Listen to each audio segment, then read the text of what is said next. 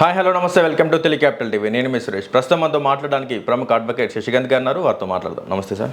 నమస్తే అండి. సార్, ఈరోజు మార్నింగ్ టీడీపీ అధికార ప్రతినిధి మహాసేన దాస మీద ఒక మహిళ అసభ్యకరంగా పోస్టులు పెట్టారని చెప్పి పోలీస్ స్టేషన్లో కంప్లైంట్ నమోదైంది. సో దీని గురించి మీ మాటల్లో చెప్పండి. అలాంటి అసభ్యకరమైన పోస్టులు పెడుతున్నారు. చాలా మంది మానసికంగా ఒత్తిడికి బలవుతున్నారు, డిప్రెషన్లోకి వెళ్తున్నారు. డిప్రెషన్లోకి వెళ్ళిన తర్వాత సూసైడ్ చేసుకుంటున్నారు. గత ప్రభుత్వంలో మనం చూస్తే మహిళ 2 పిల్లలు ఉన్నారు.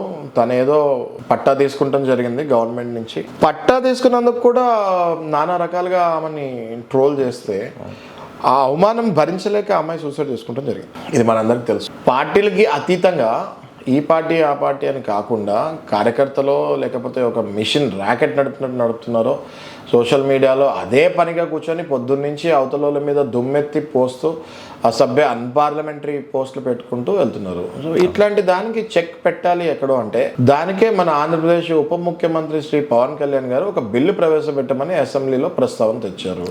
ఆ బిల్లు పేరు ఏంటి అంటే సోషల్ మీడియా అబ్యూస్మెంట్ ప్రొటెక్షన్ బిల్. దీన్ని కనుక మనం ప్రవేశపెట్టి ఈ బిల్ పాస్ చేయగలిగితే ఇక మీదట సోషల్ మీడియాకి చెక్ పెట్టినట్టే. అండ్ భారతదేశంలో మన ఆంధ్రప్రదేశ్ రాష్ట్రము మొట్టమొదటి రాష్ట్రము అవుతుంది. ఇది ఒక రోల్ మోడల్ లాగా మొత్తం దేశంలోని అన్ని రాష్ట్రాలకి ఇది ఒక పెద్ద రోల్ మోడల్ అవుతుంది.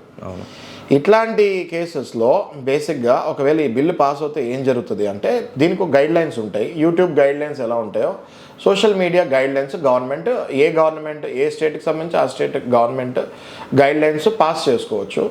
యూనియన్ టెరిటరీకి పంపించి ఇది పార్లమెంట్లో కూడా బిల్ పాస్ చేస్తే ఇంకా చాలా బాగుంటుంది. ఒకసారి ఒక 2 to 3 స్టేట్స్ ఈ బిల్ పాస్ చేసిన తర్వాత బాగుంటే నాకు తెలిసి సెంట్రల్ గవర్నమెంట్లో మెంబర్ ఆఫ్ పార్లమెంట్లో కూడా మన పార్లమెంట్ మెంబర్స్ అన్ని రాష్ట్రాల నుంచి వెళ్తారు కాబట్టి ఈ బిల్ అక్కడ కూడా పెట్టి పాస్ చేస్తే ఇంకా అసలు దీనికి ఈ ట్రోలింగ్ అన్న దానికి కంప్లీట్లీ చెక్ పెట్టినట్టు అవుతుంది. సురేష్ గారు, ఇవాళ మీరు చెప్పింది వింటే ఆ మహిళ ఎంత బాధపడుతుంటుంది, వాళ్ళ ఫ్యామిలీ కుటుంబ సభ్యులు ఎంత బాధపడుతూ ఉంటారు ఒకవేళ అది నిజమే అవుతాయి.